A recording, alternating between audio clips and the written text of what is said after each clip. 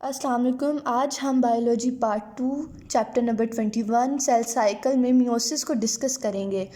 तो cell division in which one parent cell divide into 4 daughter cell and number of chromosome in daughter cell reduce to half is called meiosis. तो सबसे पहले हम कुछ important points हैं जो meiosis के बारे में हैं वो हम जान लेते हैं।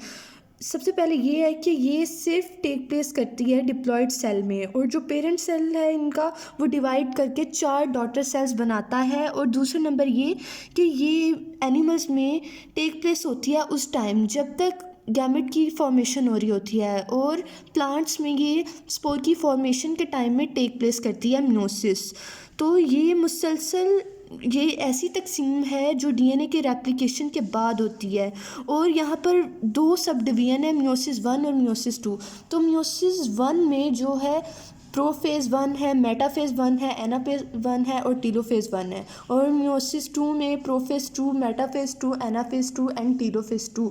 तो यहाँ पे हम मियोसिस 1 को डिस्कस करेंगे जिसकी पहली स्टेज है प्रोफेज़। अब ये जो प्रोफेज़ है ना, ये बड़ी लंबी फेज़ है और इसकी सारी स्टेजेस में से ये सबसे ज़्यादा लंबी स्टेज है। तो जो क्रोमोसोम है ना वो होमोलोगस होते हैं मियोसिस में, होमोलोगस जो एक दूसरे के आइडेंटिकल होते हैं।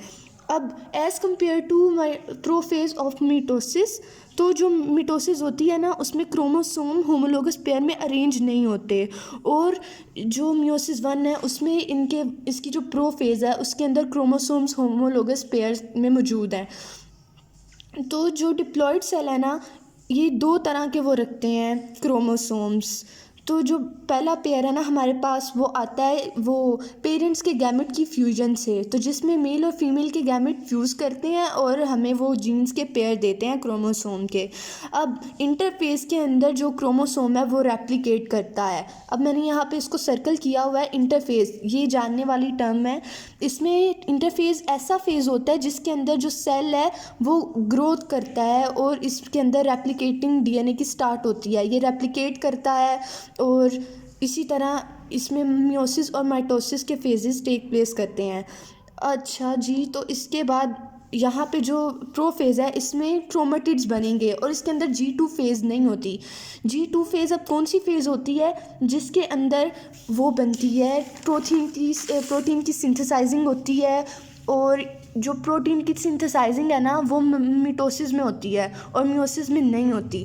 तो यहाँ पे हमारे पास 4-5 स्टेजेस हैं, लिप्टोटीन, जाइगोटीन, पैचिटीन और साथ में है डिप्लोटीन डियाकाइनेसिस। तो मैंने आपको कहा था कि प्रोफेज़ 1 जो है मियोसिस की वो बहुत लंबी है और इसकी आगे से फर्दर जो है स्टेजेस हैं। तो मैंने यहाँ पे साथ साथ इसकी डायग्राम्स वगैरह उसको हम डिस्कस करते चलेंगे। सबसे पहले हमारे पास है लिप्टोटीन, जिसमें जो हमारे पास क्रोमोसोम हैं वो छोटे होते जाएंगे और मोटे होते जाएंगे और ये विजिबल होंगे, और जो इनके न्यूक्लियस का साइज़ होगा वो इंक्रीज़ करेगा और होमोलोगस क्रोमोसोम कम क्लोज़र होते जाएंगे। यहाँ पे ये न्यूक्लियर मेम्ब्रेन जो है ये विजिबल हो रही है, इनके अंदर क्रोमेटिड बन रहे हैं। तो मैंने यहाँ पे इनकी ये शेप बताई है आपको, ये क्लोज़र करके ये एक दूसरे के करीब आ रहे हैं। अब इसकी जो नेक्स्ट फेज़ है वो है जाइगोटीन। जाइगोटीन में जो होमोलोगस पेयर है ना वो पेयरिंग करेगा। जाइगोटीन को हम पेयरिंग का भी नाम देते हैं क्योंकि इनके अंदर पेयरिंग होती है, और ये जो है ये एसेंशियल फिनोमिना है मियोसिस का। तो इसकी जो इस फेज़ में जाइगोटीन में पेयरिंग होती है होमोलोगस क्रोमोसोम्स की, जिसको हम साइनेप्सिस भी कहते हैं, और ये बड़ा ही कम्प्लेक्स किस्म का स्ट्रक्चर होता है और इसकी पेयरिंग जो होती है वो बहुत ही स्पेसिफिक होती है। तो इसके अंदर जो कम्प्लेक्स स्ट्रक्चर बनता है तो उसको हम टेट्रेड और बाइवेलेंट कहते हैं। ये जी मैंने यहाँ पे बनाया हुआ है, इसके जो क्रोमेटिड हैं वो एक दूसरे के साथ फ्यूज़ कर गए हैं, तो इसको मैंने साइनेप्टोनिमल कम्प्लेक्सेस का नाम दिया है और इसको हम बाइवेलेंट और टेट्रेड भी कहते हैं। तो आगे नेक्स्ट है इसके अंदर पैचिटीन है और इसके साथ में मैंने यहाँ पे इसकी वो डायग्राम भी बनाई हुई है।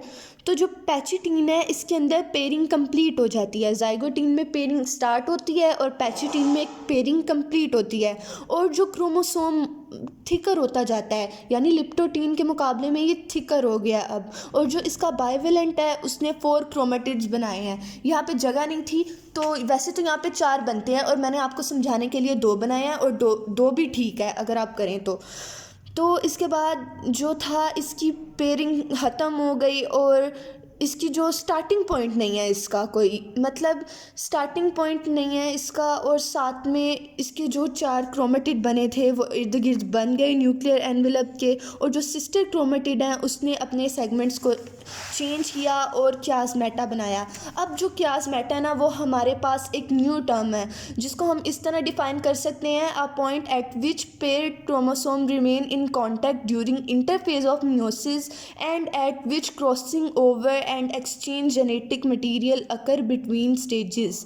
ये 2 स्टेजेस के दरमियान में इसने अपना जो है जेनेटिक मटेरियल एक्सचेंज करना होता है और इसको यहाँ पे क्रॉसिंग ओवर होती है और यहाँ पे इस जो क्रॉसिंग ओवर हुई और जो पॉइंट था इसको हमने क्याज़मेटा का नाम दिया, जो कि हम यहाँ पे भी आपको मैं दिखाती हूँ कि जो क्रोमेटिड है उनके अंदर क्रॉसिंग ओवर हुई है। और यहाँ पे मैंने इसको ज़्यादा हाईलाइट किया है, यहाँ पे मैंने इसको हाईलाइट नहीं किया कि ताकि आप ये मिक्स ना हो जाए।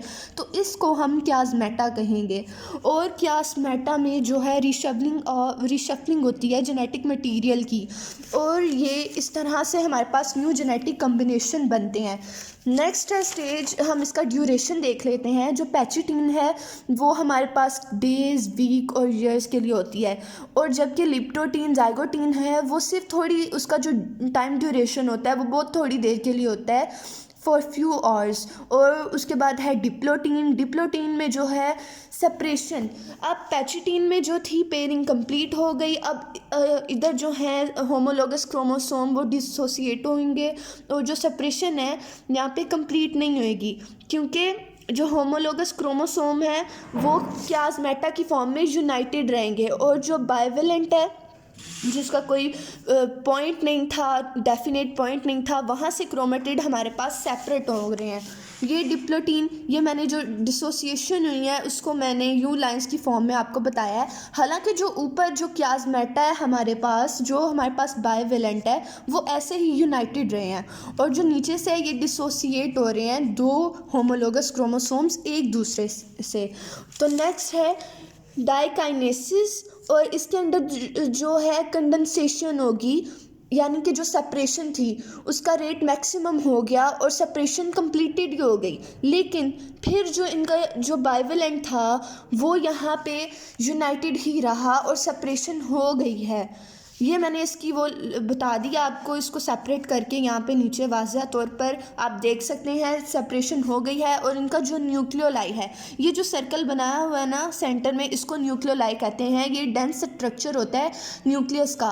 तो यहाँ पे प्रोफेज़ का हमारे पास एंड हो चुका है और यह आपको प्रोफेज़ 1 मतलब जो कलेक्टिवली इन सारी फेजेस के बाद जो हमारे पास डायग्राम आती है वो ये आती है कि 4 क्रोमेटिड इनके अंदर क्रोमोसोम्स बन गए हैं, अरेंज हो गए हैं और न्यूक्लियर मेम्ब्रेन भी बन चुकी है। तो नेक्स्ट है मेटाफेज, एनाफेज और टेलोफेज 1। अब यहाँ पे देख लेते हैं मेटाफेज को। तो जो हमारे पास मेटाफेज़ है ना उसके अंदर जो न्यूक्लियर मेम्ब्रेन थी वो डिसअपीयर हो गई मेटाफेज़ में और स्पिंडल फाइबर बन गए हैं और काइनेटोकोर फाइबर जो है वो अटैच हो गई है क्रोमोसोम से।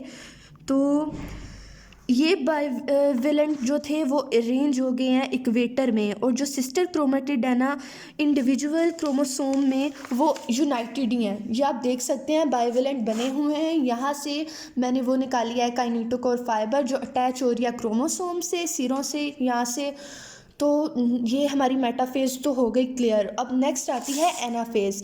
अब जो एनाफेज़ है ना यहाँ पे जो कंट्रैक्ट करी है हमारी काइनेटोकोर फाइबर्स और एनाफेज़ में जो हमारे पास स्पिंडल फाइबर्स होते हैं वो इलोंगेट होते हैं और जो क्रोमेटिड होते हैं वो अपने पोल्स की तरफ कंट्रैक्ट करते हैं, यानी कि ये अरेंज हो गए हैं अपने अपने पोल्स की तरफ। और इसको हम रिडक्शन भी कहते हैं क्योंकि जो half of the number of chromosome है वो अपने पोल्स की तरफ जाते हैं। हैं। तो नेक्स्ट है यहाँ पे टीलोफेज़, और जो न्यूक्लियर मेम्ब्रेन है ना टीलोफेज़ में, वो रीऑर्गेनाइज होती है और सेट ऑफ क्रोमोसोम के इर्द गिर्द, और ये अपने पोल पे चले जाते हैं, और जो न्यूक्लियोलाई है वो दोबारा से ज़ाहिर होता है, और यहाँ पर हमारे पास half of the number of chromosome बन जाते हैं।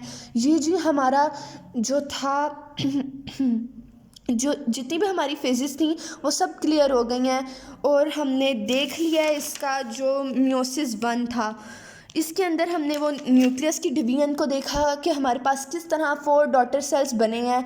तो नेक्स्ट इसके बाद होगी हमारे पास साइटोप्लाज्म की डिवीजन, जिसके अंदर ये हमने माइटोटिक 1 जो था डिवीजन वो हमने कंप्लीट कर लिया है, और जो है डीकंडेंस होंगे इस स्टेज में क्रोमोसोम्स। तो आज का जो हमारा टॉपिक है वो ख़त्म हुआ। आई होप कि आपको समझ आ गई होगी। अल्लाह हाफिज़।